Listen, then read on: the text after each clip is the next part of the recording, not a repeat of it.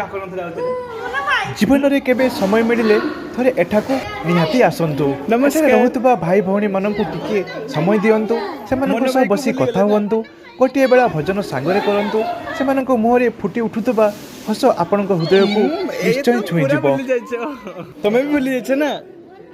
हां एठी आम भौणी माने किछिरे कम नुहंती तांकर बाड़ी बगीचा देखिबे तांको गार्डन देखिबे तांकर सब आडे नीट एंड क्लीन सहित बहुत ही परिष्कार थाए। सबुठु बड़ कथा होची से माने एते भल जे आपण पहुँचला परे ना से माने एते आपन को वेलकम जणाइबे मन भाई कहिकरी सेथिरे आपनकर मन खुशी ही जाए।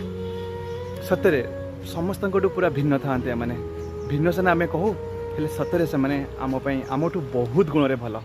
जीवन रे एक अभुला अनुभूति जड़े सार मते तांको स्त्री को वियोग पर किछि टंका मते देइथिले से टंकारे मु आमर दिव्यांग सिस्टर मानक आश्रम को जाई राति मैगीर व्यवस्था करथिले।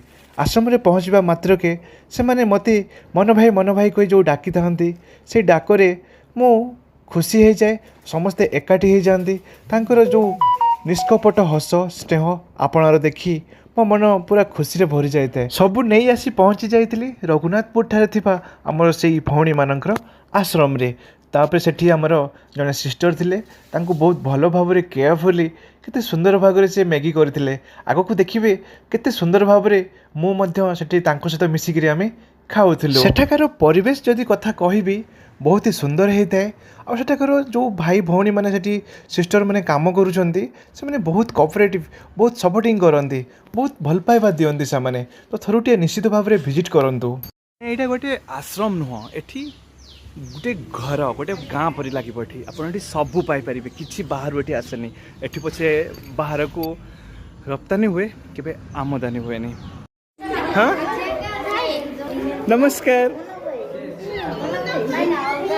मन भाई को भूली गले ना ये तो पूरा भूली जाइछ तमे भी भूली जाइछ ना।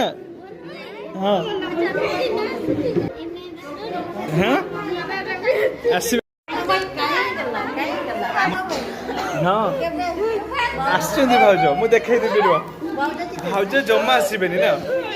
आमे अनेक समय रे भाबुजे दिव्यांग लोक माने आमठारू भिन्न किंतु सेदिन सेमानक सहित समय काटला परे बुझी पारली जे भिन्नता सेमानक सीमाबद्धरे नुह बरं सेमानक बड़ हृदय रे अछि। सेमानक व्यवहार कथबार्ता सरलता निष्कपट स्नेह आम समस्तक पई एक बड़ शिक्षा दै थाए। मते लागिला मानविकतार सेमानक मध्यरे आमठारू बहुत आगरे अछि से माने बहुत बड़ आउ तांको ठारू आमे गोटे बहुत शिक्षा मध्य पाई पारुछि। तुमे सने मते भूली जाओ सत कोने मते भूली ना मन भाई डाक मते डाक न था मन भाई चिंता था ना किस चिंता था मन भाई डाक जाने ना जाने भूली जाय छ मते टीचर भी मने पकावनी आपन मु सब दिन मने पकाय। खाइबा पूर्वरु सेमाने प्रार्थना करिथांती सेमानंको देखि मनरे टिके दुख मध्य लागि थाए कारण सेमाने निजर दैनंदिन काम निजे करने समर्थ नुहंती किंतु से आश्रम रे थिबा सिस्टर माने सेमानंकर जेभली निष्ठा और स्नेह जत्नर सहित सेवा करुथांती ना ता सतरे प्रशंसनीय। सेमानंकर एई निष्ठापर सेवा देखि मन भगवान को पाखरे प्रार्थना करे भगवान सही सिस्टर मानंको सब बेले सुस्थ सुखी एवं खुशी रे रखंतु सेमानंको सेवा भाव आम समस्तंको पई एक प्रेरणा मध्य देई थाए।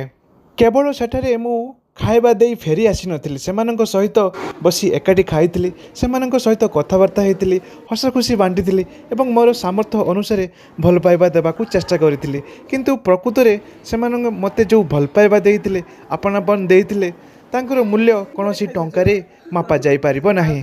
सतरे मो सन कई भौणी नांदी हेले से माने मोर प्रकृत भौणी परी न भाई किसे को ना कथा कैसे किनी खाओ खाओ खाई दियो बहुत ही सुंदर है जी चिनी पारछ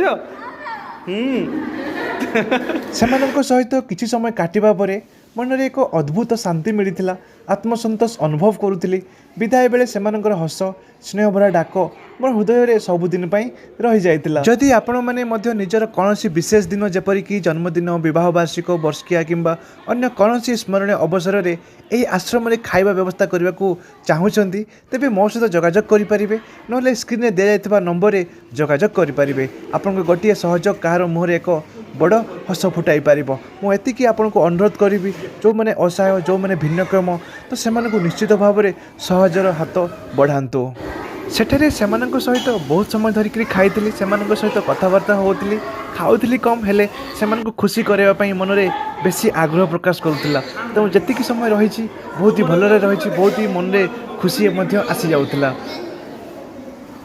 ଶେଷରେ ଏତିକି ପ୍ରାର୍ଥନା କରିବି, ସାର୍ଙ୍କର ଦିବାଗତ ସ୍ତ୍ରୀଙ୍କର ଆତ୍ମାର ସଦ୍ଗତି ହେଉ ଏବଂ ସମସ୍ତଙ୍କ ଜୀବନରେ ଏଭଳି ସେବା ସୁଯୋଗ ସବୁବେଳେ ମିଳୁଥାଉ, କାରଣ ଅନ୍ୟର ମୁହଁରେ ହସ ଫୁଟାଇବା ଠାରୁ ବଡ଼ ପୂଜା ଆଉ କିଛି ନଥାଏ। ରହିଲି, ଜୟ ଜଗନ୍ନାଥ।